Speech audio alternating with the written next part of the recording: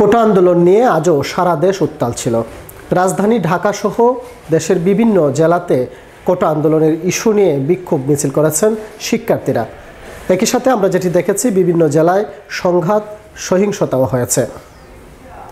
এবং আরেকটি বিষয় যেটি গুরুত্বপূর্ণ সেটি হচ্ছে যে শিক্ষার্থীদের সাথে অর্থাৎ কোটা আন্দোলনকারীদের সাথে আজকে বিভিন্ন শ্রেণী পেশার মানুষও মাঠে নেমেছিলেন।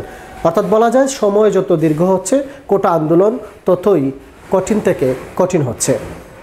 এরই মধ্যে সরকার 5টি গুরুত্বপূর্ণ সিদ্ধান্ত নিয়েছে এবং সরকার প্রত্যাশা করছে এই সিদ্ধান্তগুলো বাস্তবায়ন হলে কোটা আন্দোলন থেমে যাবে।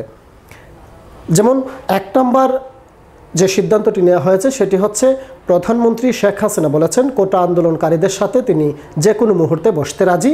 সেজন্য গণভবনের দরজা কোটা আন্দোলনকারীদের জন্য সবসময় খোলা আছে।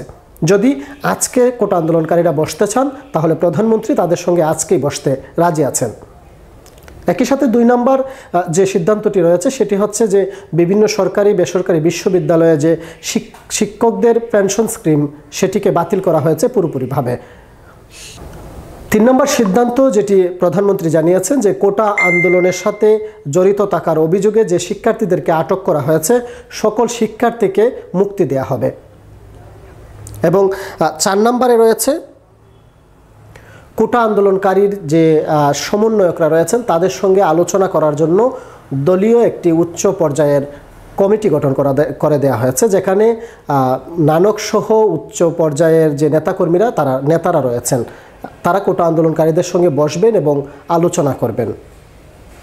এবং 5 নম্বরে রয়েছে রংপুরের যে আবু সাঈদ হত্যাকাণ্ডের সাথে যে পুলিশ জড়িত রয়েছে সেটিকে সঠিক তদন্তের মাধ্যমে দোষীদের বিরুদ্ধে আইনগত ব্যবস্থা নেওয়া হবে।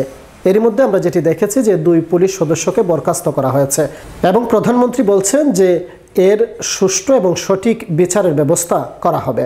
এই 5টি সিদ্ধান্ত নেওয়ার পর তিনি যেটি প্রত্যাশা করছেন যে কোটা আন্দোলনকারীরা তাদের যে আন্দোলন সেটি থামিয়ে দেবেন।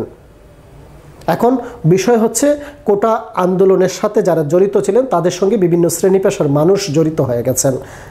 অন্যদিকে শিক্ষার্থীরা এক দফা দাবি আজ থেকে সেটি করে আসছে এবং আগামীকাল থেকে অসহযোগ আন্দোলনের ডাক দেওয়া হয়েছে।